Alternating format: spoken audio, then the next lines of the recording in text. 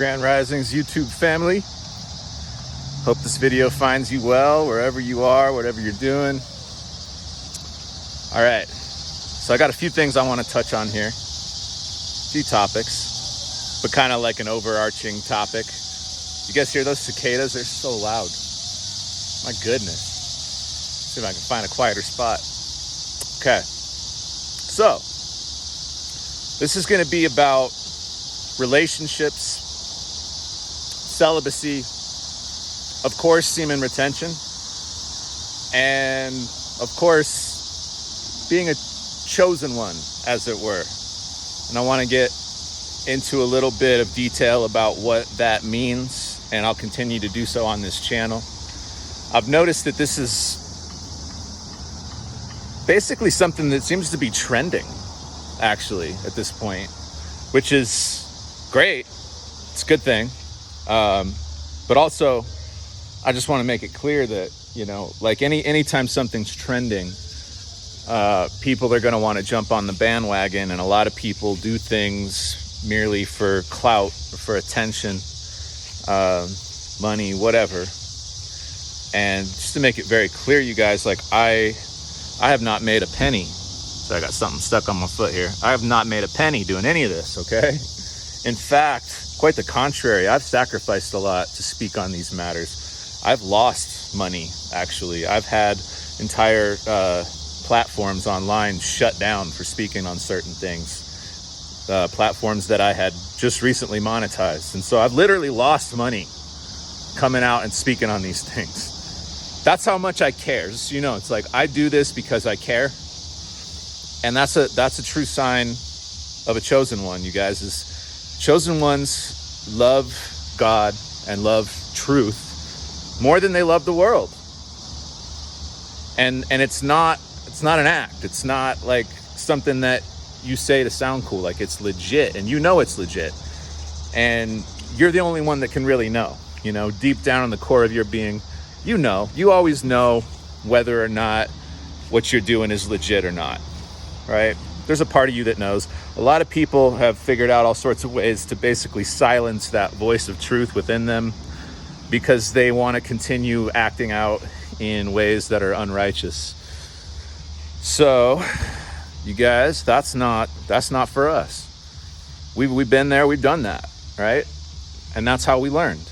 We had to go through the fire. We had to go essentially to the pits of hell in this realm through our foolishness and our unrighteousness and our sinful ways, and we had to suffer tremendously.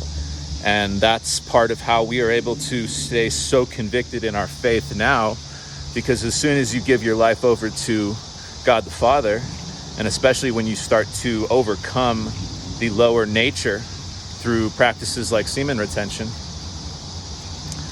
it gets so crystal clear.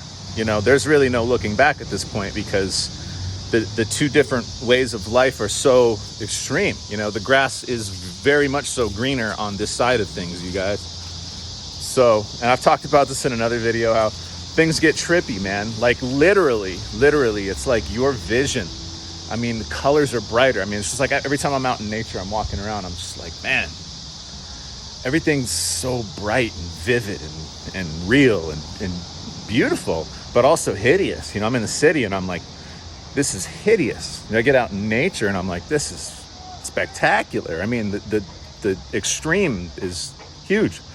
So, all right, let's get with the topic before this video goes on too long. So, chosen ones, you guys, there's a reason why so many of us are on retention. There's a reason why so many people on retention who embark on this journey and stay on it come to the realization of who they really are, that they've been chosen. Because you see, this is the path that is least tread upon in this world, where, you know, people are really driven, whether they know it or not. Most people are driven by the sexual impulse, by the urge. This it's a natural biological urge. If it wasn't there, the species would die off, right? So it's there for a reason. It's not a mistake. But people are driven by that to the extent that they're stuck. It keeps people stuck in the matrix, basically. It keeps people stuck in the world. And it's sad, but there's a way out. And retention is a way out. It certainly has been for me. So I want to talk about a topic here. All right. And this is related to relationships and celibacy, and why chosen ones, generally another attribute of us, is that we really struggle with relationships. We've had them, and a lot of them have gone really poorly. A lot of us have been in relationships with narcissists. Narcissists love us. I mean, they hate us, but they love us. They pretend to love us because they hate us. They're very threatened by us because they're very fake and we're very real. And I don't know, maybe they could do what we could do too, but there's something going on there. It's trauma, it's programming, it's conditioning. Sometimes it's deeper than that. It's got to do with, demonic interference on the spiritual level, so on and so forth. Unclean spirits, as it were. So we struggle in relationships naturally. And we tend to do better when we're alone a lot of times, because of this dynamic where people see this enormous potential in us and they're threatened by it and they're jealous and they're intimidated. So they want to try and hold us back, basically, from realizing our full potential. And the best way that the world and the adversary has to get that accomplished is through the sexual impulse, is through this conditioning of getting you to see everything through a kind of like a perverted, sexualized lens. The world has kind of turned almost everybody into perverts on some level. A lot of people don't even know that that's what's going on, but it is. And so retention will take you out of that perversion. And over time, it's like your mind, body, spirit starts to cleanse itself. It becomes more pure. And now it's like you're able to just appreciate the beauty in either a man or a woman. This has nothing to do with sexuality. This isn't a gay or straight. This isn't about that. This is just about, I can appreciate God's design. I can appreciate God's creation because I love God the Creator more than I love his creation. But I see his creation as like a reflection of his magnificence, and his intelligence and his beauty. I see it reflected in the natural world.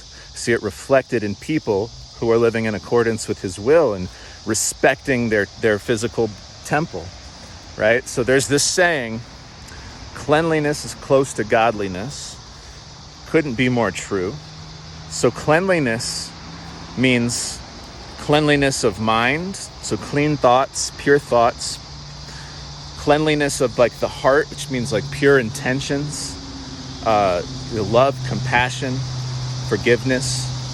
You're coming from a place of generosity, not a place of greed. You're coming from a place of abundance, not from a place of lack. That's like a purity of the heart. Purity of spirit, meaning that you love God more than you love the world. That's the simplest way I could put it. That you would rather contribute and help people than control or manipulate or take something from somebody. You feel rich spiritually, because you are. When you have this connection, you're rich spiritually. And what do you want to do? Well, you're generous in nature because you have that pure heart, so you want to share it freely. You don't expect anything in return. But also, you do get something in return. There's always an exchange. When you give of yourself freely, you always receive something even more valuable. So, cleanliness of body also is part of the deal. And that's why I always talk about clean diet. Put clean foods in your body. Understand that the powers that be have created a system of convenience where the most convenient and easy foods to obtain, often the cheapest foods, are the worst ones for us. They're poison, and so we have to be knowledgeable about this. We have to be mindful. We don't need to be paranoid, because paranoia is going to increase cortisol levels in your body, and that's not good for your health. So all of this stuff's connected. I hope you guys understand what I'm saying here. We approach all of this with a spirit of calm, of peace, of trust, of faith, and respect for everything that's been given to us and everything that is around us. Respecting the natural world that has been hopefully untainted by wickedness, by these people who are infected with this wickedness. They've done a really good job infecting a lot of things. But a lot of things here remain pure. And when you're pure of spirit, pure of mind, pure of vision, you can see the purity more. It's like a resonance thing. It's like a vibrational thing. It's like two strings on a guitar that are perfectly in tune, and they harmonize, and then they create this beautiful frequency. It's like you start to harmonize with beauty and truth and through cleanliness, through this cleanliness. So semen retention is an act of purification. Purifies the body, mind, and the spirit all at once. That's why it's a win-win-win on every level. And what we're sacrificing really is something very small that most people think is very big. I used to think, sex was a huge deal. So I'm gonna leave you guys with one last thought here, okay? Just to emphasize the point about what we sacrifice by retaining is really something that is of little to no value. So if you think about who are some people that you admire, who are people that you've seen achieve greatness in life?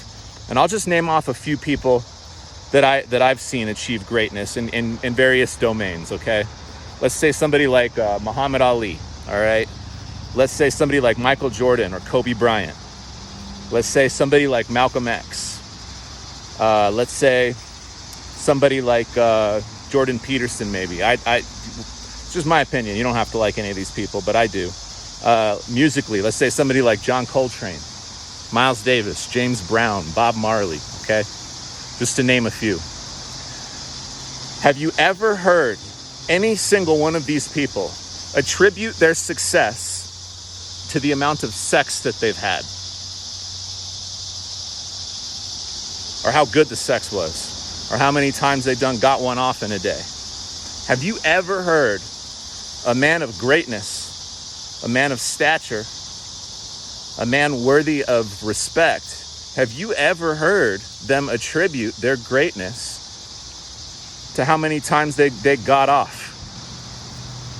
See what I mean? You'll never hear that because that's never part of the equation. In fact, quite the contrary. I heard this, and I can't confirm this because I don't know. Mike Tyson apparently spent 5 years on retention. That's how serious, if that's true, that would just say that's how serious homeboy was about his goals, his visions, and what he wanted to achieve.